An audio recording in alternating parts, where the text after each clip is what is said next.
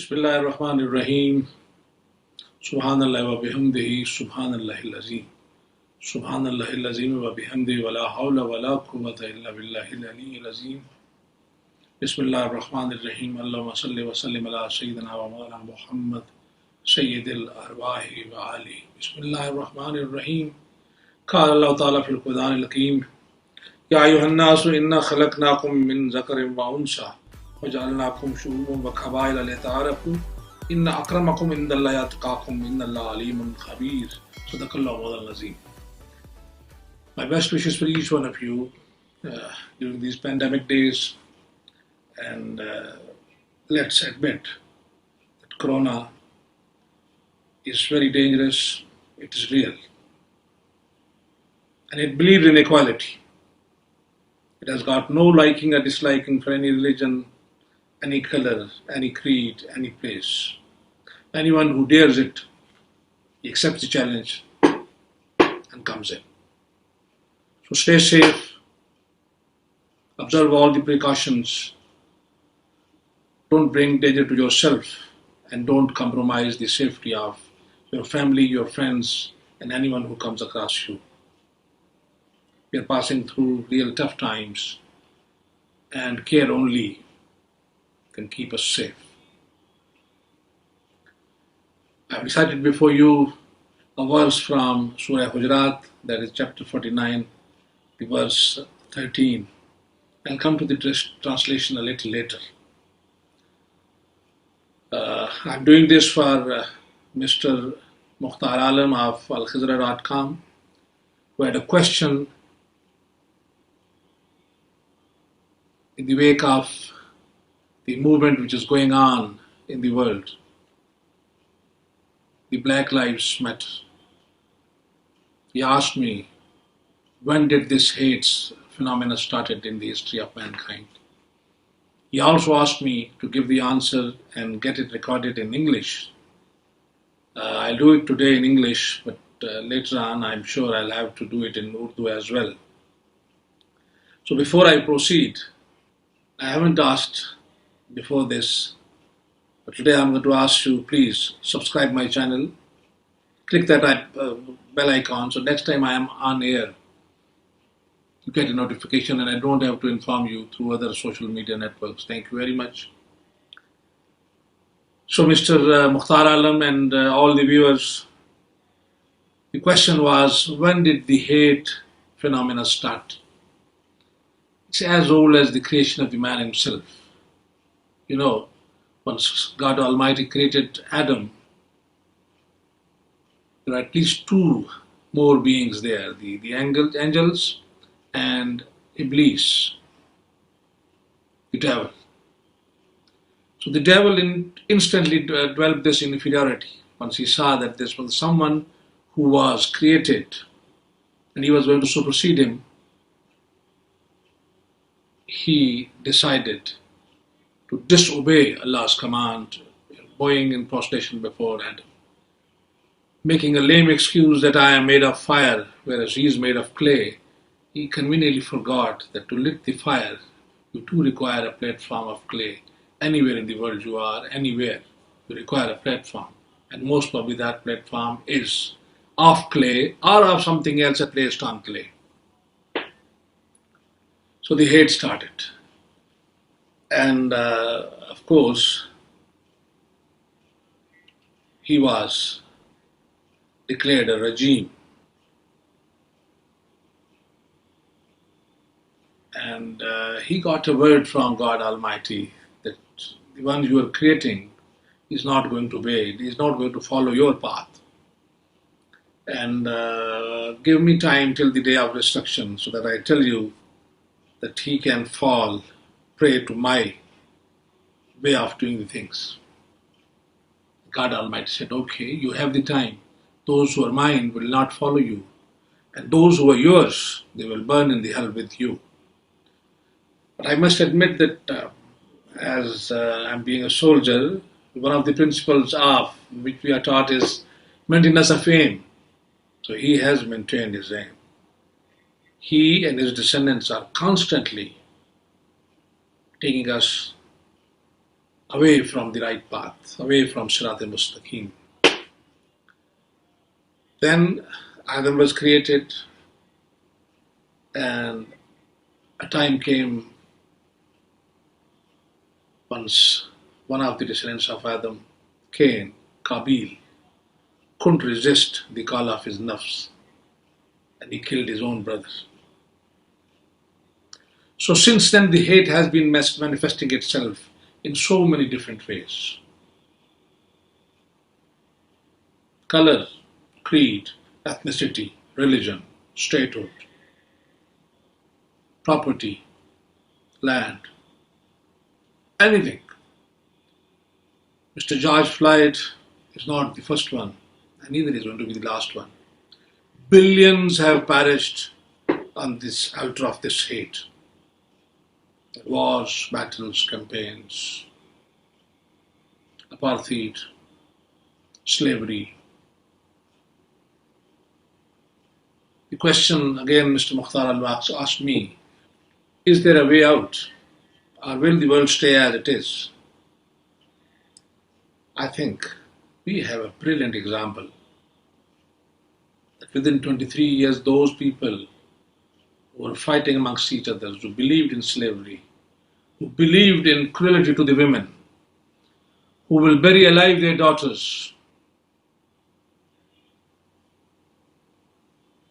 they walked this path of Allah.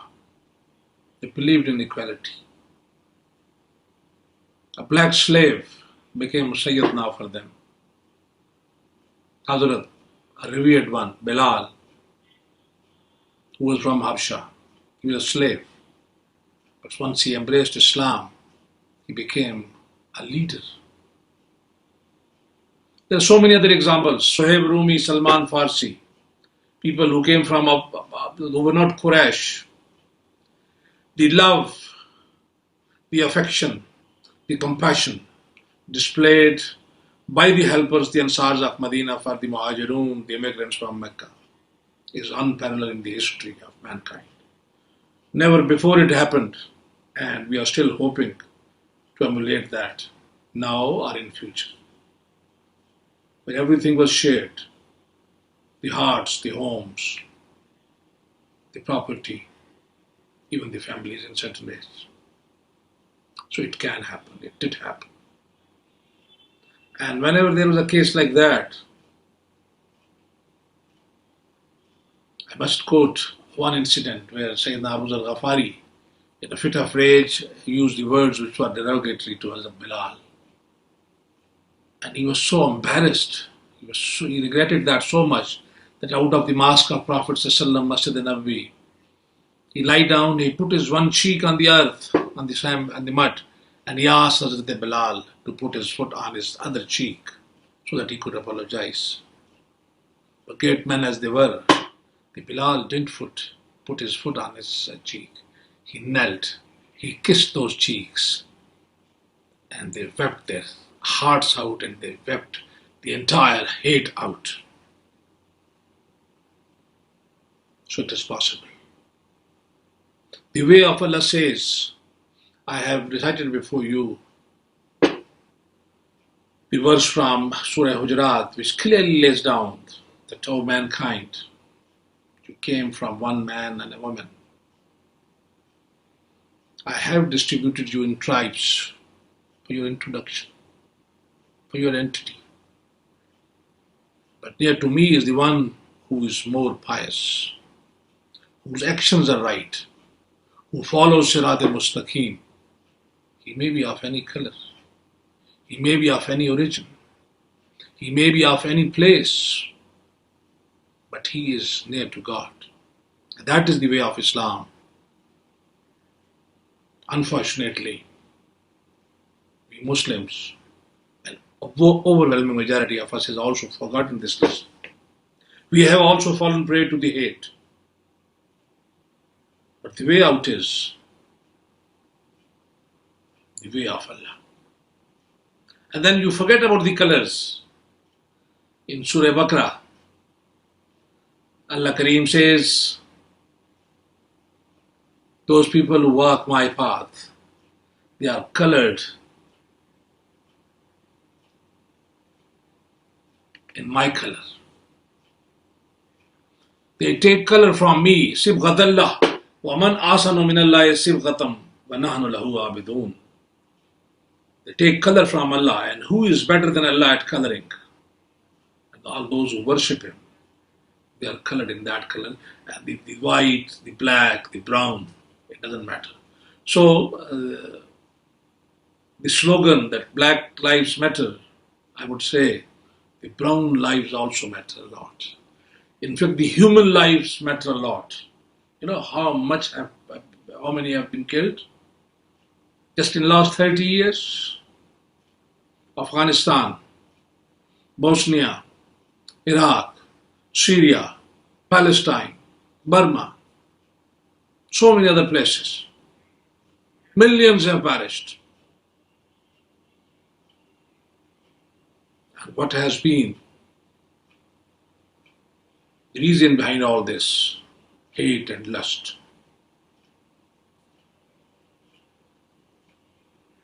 So how can we coexist? Because Allah also says in Quran, La ikraha fi din, there is no question in matters of faith. Well, if you know what is the right path, follow that. If you don't know, ask someone. But the choice is yours. Nobody can coerce you to follow a particular path. Nobody can kill you. Remember the famous verse of Surah Maida, the 5th chapter, which Mr. Barack Hussein Obama, the ex-president of the United States, recited at the platform of Al-Azhar. If you have killed one man, you shouldn't have. You have killed the entire humanity. If you have saved one man, you have saved the entire humanity. That is the way of Islam. They became brothers to each other, sisters to each other. They laid their life for others. They did not drink a sip of water to save their life. They sent it to the other injured one. But then,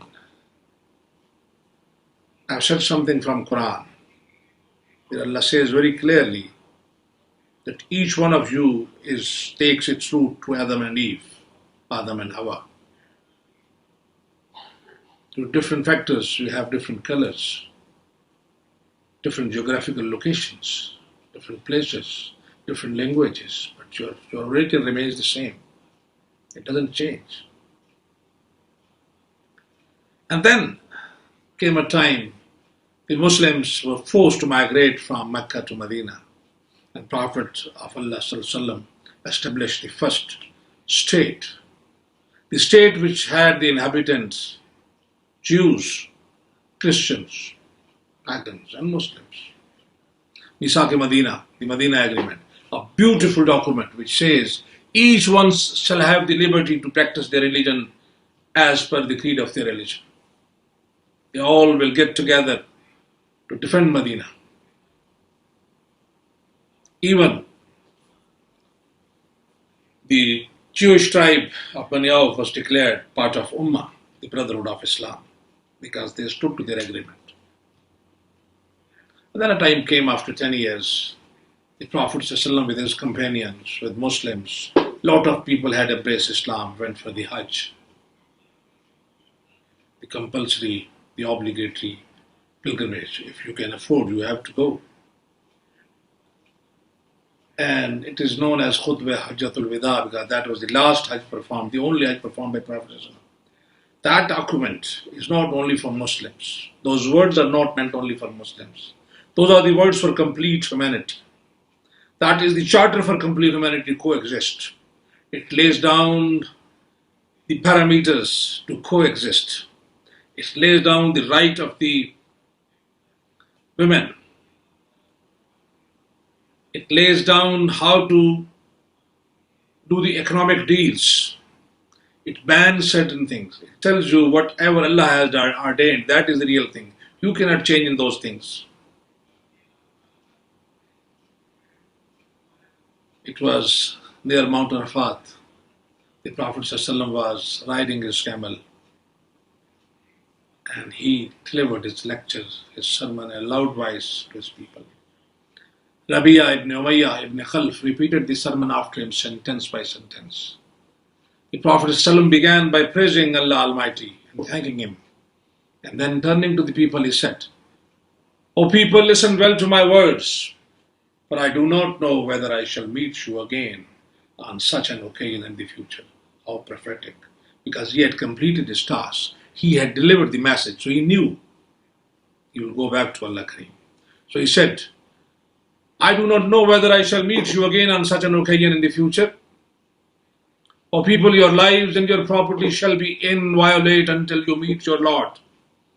The safety of your lives and of your property shall be as inviolate as this holy day and holy month. And he also cautioned everyone present there and everyone who is going to come till the day of resurrection. Remember that you will indeed meet your Lord and that He will indeed reckon your deeds. Thus do I warn you, whoever of you is keeping a trust of someone else shall return that trust to its rightful owner. And that is the social thing, how we coexist. We fulfill whatever we say. If we have a trust of someone, if we have to give someone something to someone, we must give that. We must pay that back. And then the usury, which is now killing the world. The economic system is being killed by the interest. He said, all interest obligations shall henceforth be waived. Your capital, however, is yours to keep. You will neither inflict nor suffer iniquity. God has judged that there shall be no interest, that all the interest due to Abbas ibn Abd al-Muttalib shall henceforth be waived. And look at the sacrifice. Who is Abbas? His own real uncle. And as he was dealing in this business, so he waives. He starts from his own self. He waives the interest which was due to Hazrat Abbas ibn Abd al-Muttalib. And he says that is waived. Only the capital shall remain. And then he goes to those days of ignorance, those days of hate killings. He says every right arising out of homicide in pre-Islamic days is henceforth waived. And the first such right that I waive is that arising from the murder of Rabi'a ibn al-Haris ibn Abdul Muttalib, again his family. So he waives the murder of his own family so that everybody starts with a love. O men, the devil has lost all hope of ever being worshipped in this land of yours. Nevertheless, he still is anxious to determine the lesson of your deeds. Beware of him, therefore, for the safety of your religion and your life. He does that, and most of us follow him. Most of us go astray. What glittering thing he shows us, we follow him, and then land into the crevice. O men, intercalation or tampering with the calendar is evidence of great unbelief and confounds the unbelievers in their misguidance. They indulge in it 1 year and forbid it in the next in order to make permissible that which God forbade, and to forbid that which God has made permissible. The pattern according to which the time is reckoned is always the same. With God, the months are 12 in number. 4 of them are holy. 3 of these are successive, and 1 occurs singly between the months of Jamada and Shaban. How beautiful. There was a time when people would change as per their liking. They will give argument. They will change, they will go astray. They will change the injunctions of God. Man-made things would come in. So he clearly says, whatever Allah has ordained, that has to be followed. Nobody can change that. And then he comes to the most important thing. Every day here in Pakistan and elsewhere, we ask and see women coming on the street asking for the women's rights. He said, O men, to you a right belongs with respect to your women, and to your women a right with respect to you. It is your right that they not fraternize with anyone of whom you do not approve, as well as never to commit adultery. But if they do, then God has permitted you to isolate them within their homes and to chastise them without cruelty. But if they abide by your right, then to them belongs the right to be fed and clothed in kindness. Do treat your women well and be kind to them, for they are your partners and committed helpers. Remember that you have taken them as your wives and enjoyed their flesh and under God's trust and with His permission. What else? So beautiful. You cannot transgress the limits. You have to give all the rights to your women. And they have to actually look after your rights by not fraternizing to anyone, not committing adultery. They do not violate your respect. And you do not violate their respect. O people, listen to me in earnest, worship Allah. Fast during the month of Ramadan. Give zakat. Perform Hajj if you can afford to. If you don't have the wherewithal, if you don't, you cannot bear the expenditure of Hajj. You don't have to go for the Hajj. It is only if you have the resources, then you can go for the Hajj. Remember, one day you will appear before God and answer your deeds. So beware, do not astray from the path of righteousness after I am gone. And this is the beauty of the things which is coming up. This is which will stop killing George Floyds. This is which will stop killing the people on the name of religion. This would stop the subjugation, if you follow this, of people. This would stop the coercion of the people. O people, all mankind is from Adam and Eve. An Arab has no superiority over a non-Arab. Or a non-Arab has any superiority over an Arab. Also, a white has no superiority over black, nor a black has any superiority over white, except by piety, by rightness, and good action. As I explained the translation of verse of Quran. So no superiority of any color, any creed, anything. If there is a superiority, there is someone to be revered. If there is someone to be respected, one has to see how near God to God he is, how righteous he is, how pious he is. If he is, then he is respected by everyone. He ought to be respected, and he is very close to God Almighty. Reason well, therefore, O men, and ponder my words, which I now convey to you.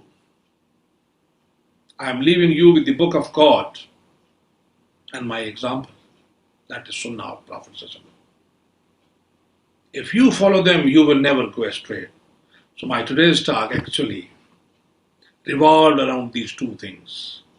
A verse from Quran, some explanations about the respect of the human lives, and the Prophet's way, the way he explained in this last sermon. If we follow those, we can coexist. O men, hearken well to my words. Learn that every Muslim is a brother to every Muslim, and that the Muslims constitute one brotherhood. Nothing shall be legitimate to a Muslim which belongs to a fellow Muslim unless it was given freely and willingly. Do not therefore do injustice to your own selves. And then, what I am doing, again it was ordained, it was ordered there, it was instructed there. The Prophet ﷺ said, all those who listen to me shall pass on my words to others, and those to others again. And may the last ones understand my words better than those who listen to me directly. Be my witness, O Allah, that I have conveyed your message to your people. O people, no prophet or apostle will come after me, and no new faith will be born. Again, I ask you to follow Quran and my Sunnah, and you will never go astray. O God, have I conveyed your message? And the reply came when just after some time,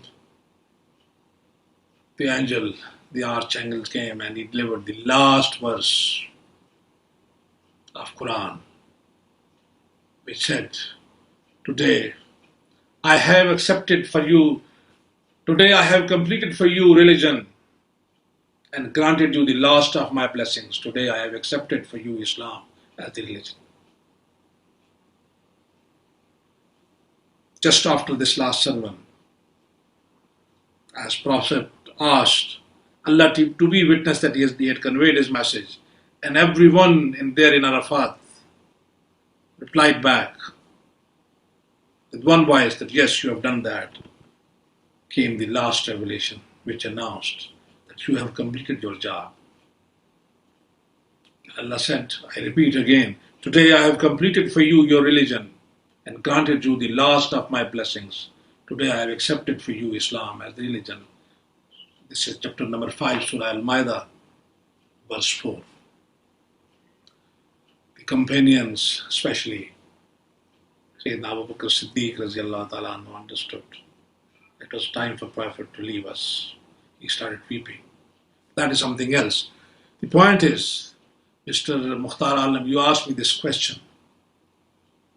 I have made an effort to explain that yes, human beings can live. They have lived. The examples of Ansar and Muhajirun, the helpers and the immigrants. The example of Abu Zar Ghafari and Bilal, of Suhaib Rumi and Salman Farsi. There is the example of sacrifices of compassion. We can do that even today. If we follow Quran and the example of Prophet ﷺ, wherever we are, which part of the world, which continent we are, if we follow these things, there shall be no George Floyd.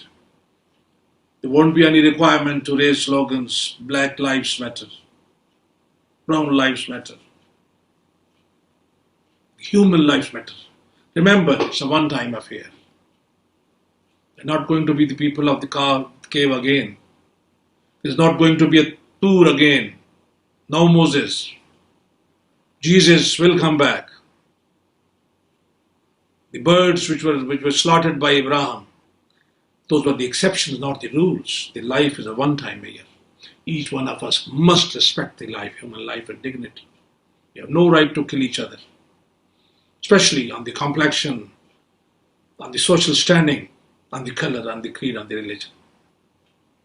Allah knows better who we are. We all are from Adam and Eve.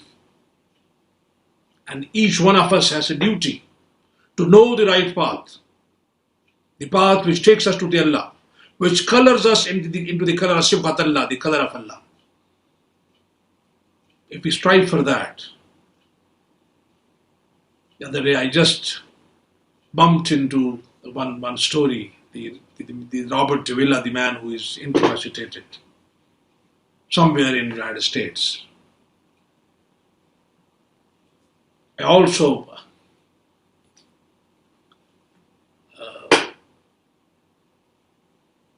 sometime back, I think it's 10 to 15 years that I got into Dr. Lawrence B. Brown.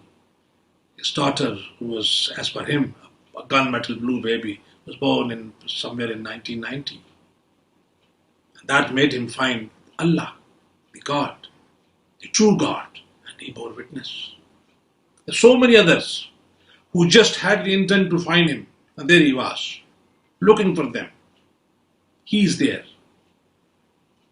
And he doesn't have to take anything from us. He is the only being, only thing in the universe, the God Almighty, who has to give everything. He doesn't take anything from us. He doesn't require anything from anyone. If we pray for ourselves, for our own purification, for nurturing our own souls. Because in Quran he says, everything in the universe glorifies me. Everything in the universe, anywhere, is praising me. If we have to do it, if we have to find him, we require a good intent. We must search him through good people, through good books. The Quran is there. The example of the Sirat of the Prophet is there. And that is the best thing which happened to the world. The last of the seal of the prophets. There was a time when there were prophets of the families. There were 2, 3, 4, 5, 5, 6, 7 prophets at one time. And then there's a prophet who is mercy for entire world, entire universe. Rahmatul Alameen. I think we should take note of this thing. We should utilize this opportunity. We should learn and find out the correct path. I'm not saying that you become Muslim. I'm not saying you embrace Islam. I am saying carry out your own research. Find the true path and walk on that path. You will be colored in the color of Allah, color of God, and You're allowed to have to kill anyone. Nobody will be choked under the pressure of a knee. We'll respect the human lives. We'll be helper to each other. We'll be compassionate to each other. We'll be kind to each other. We can convert this earth into a paradise if we want to. If we come out of our lusts, our hates, our prejudices, we can convert this our land of ours, this earth of ours, into a paradise. Whatever little time we have. So many have gone. Each one of us will go because kullu man alayha fan. Only our God Almighty will stay. We all will have to go. So may I pray at the end, may we be able to look inward, indulge in introspection, may we be able to infer, may we be able to find the truth, and may we have the strength to follow the truth, to tread the path, to walk on the path, which is the straight path, the Sırat al-Mustaqim, and be amongst those who in the sight of Allah Kareem are exalted, loved one. Thank you very much. Stay tuned.